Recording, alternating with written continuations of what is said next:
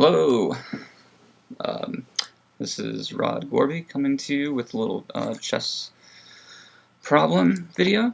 So, and the chess organization that I started at OU, Ohio University, in the last year and a half or so, which has since disbanded, we were analyzing endgame, and so we drew our endgames that we were analyzing from this program.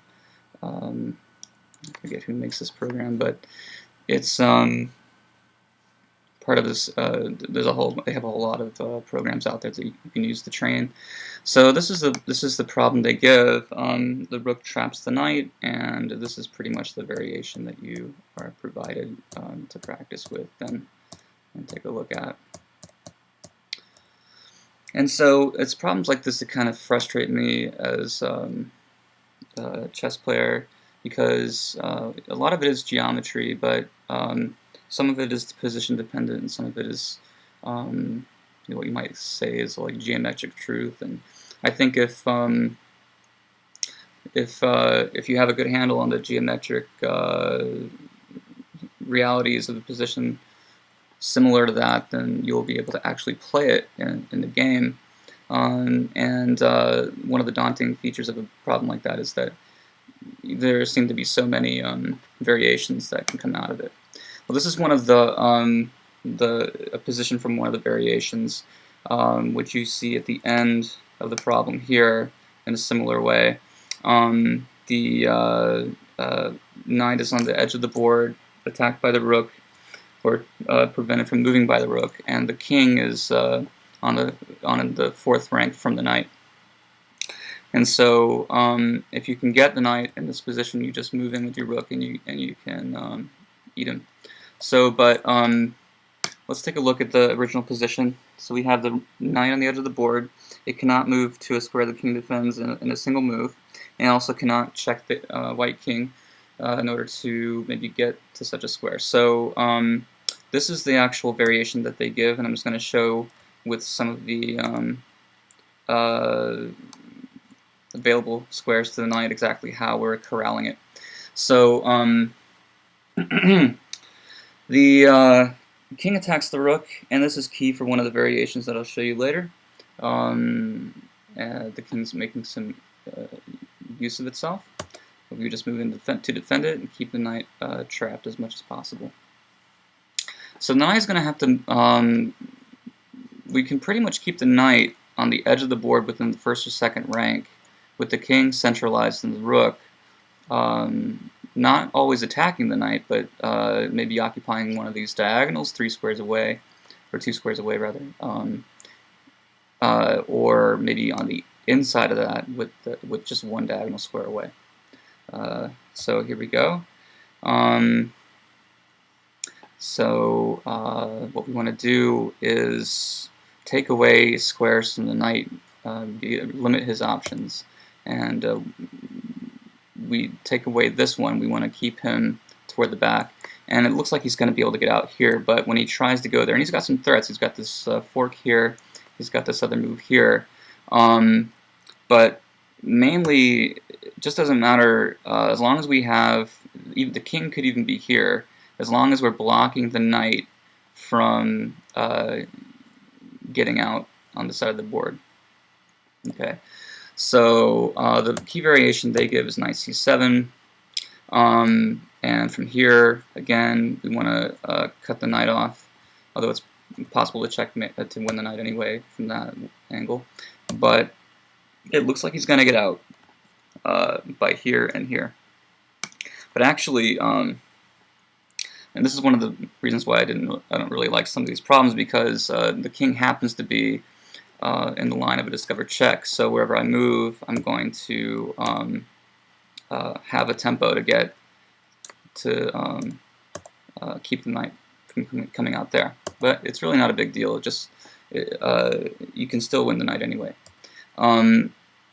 So here comes the king, and we take away one of the other squares the knight can move to. So now he's only got one square to go to, and he has to go there sooner or later, because I can move in let's say king goes here, I come here, attack the knight, he has to go there, and we'll see that position that we talked about,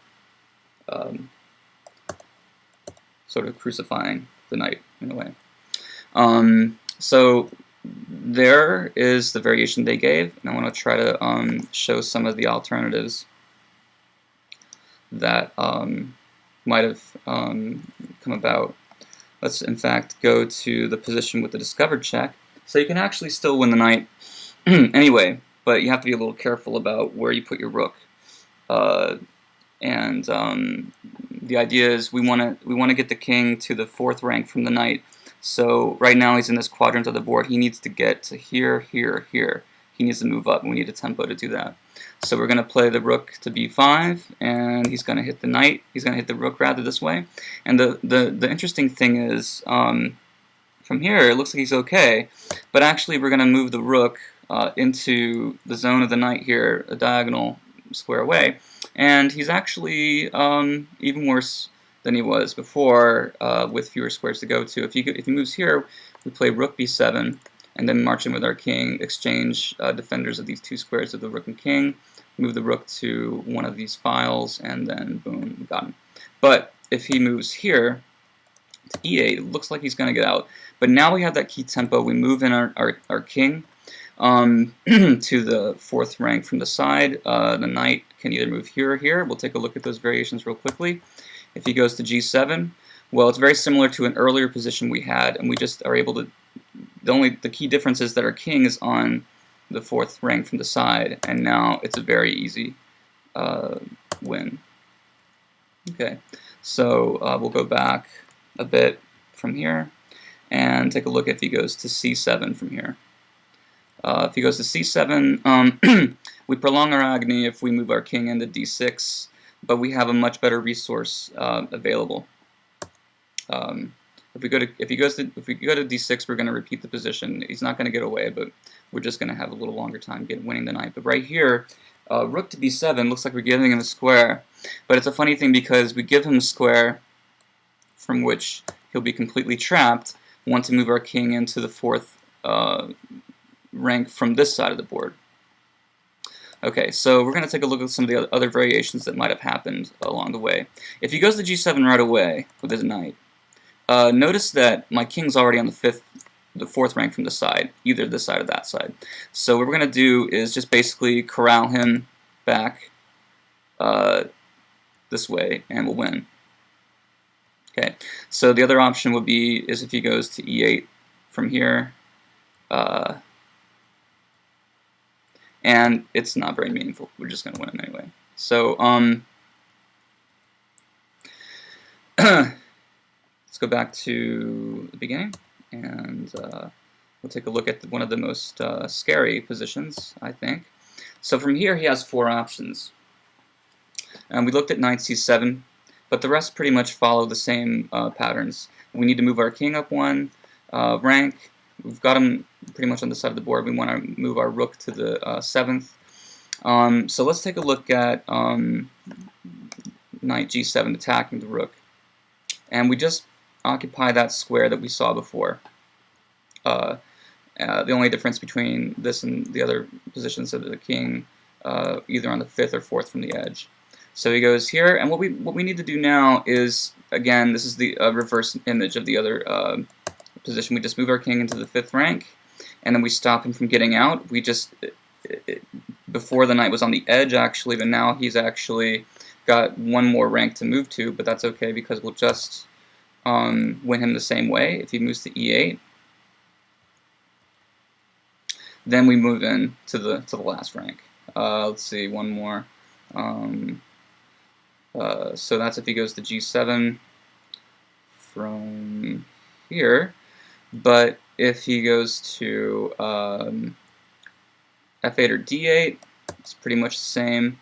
Knight f8, so we move in with the rook to take over these key squares. And then again, we have this king and rook working on these adjacent ranks. So from here, we play this key move rook d6, which again, remember, this could take place pretty much anywhere on the board.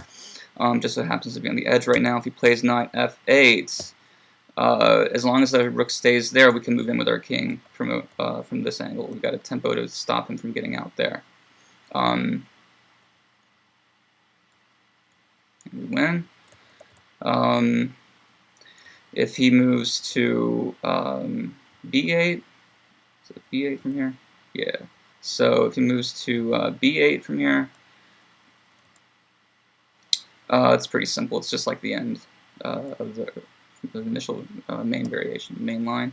Okay, so we'll take a look at one more of those options. We looked at if he goes to g7. If we looked at if he goes to c7 and f8, and now d8. So if he goes to d8, we need to move our king in to block him off. And it looks like he's got, actually this looks like a great square, but it's pretty much totally dominated. So we make this little maneuver. I really liked coming up with this. Looks like he might be able to get out here, but no, we're going to stop that. We just moved our rook here and then back to cut him off here, and then he moves back to f7, where we cut off another key square. If he moves to h8, we go to g7, and if he goes here, well then it's pretty much the same position we had before.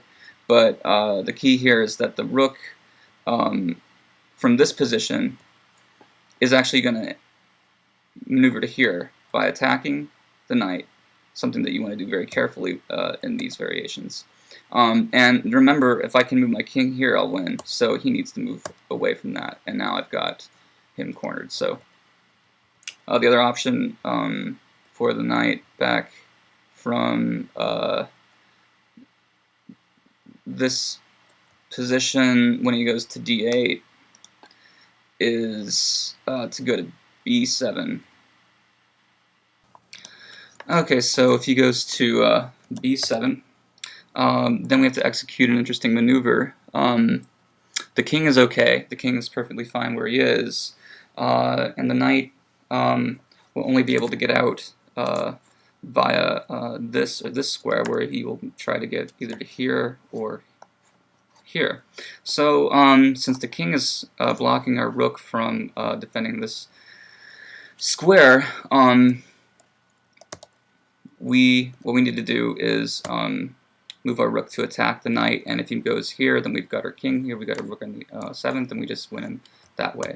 So he has to come back here where we block the exit of the knight, and now he has to come back. But what we're going to do is prevent him from leaving on this side by playing rook a3, and then we'll get our position.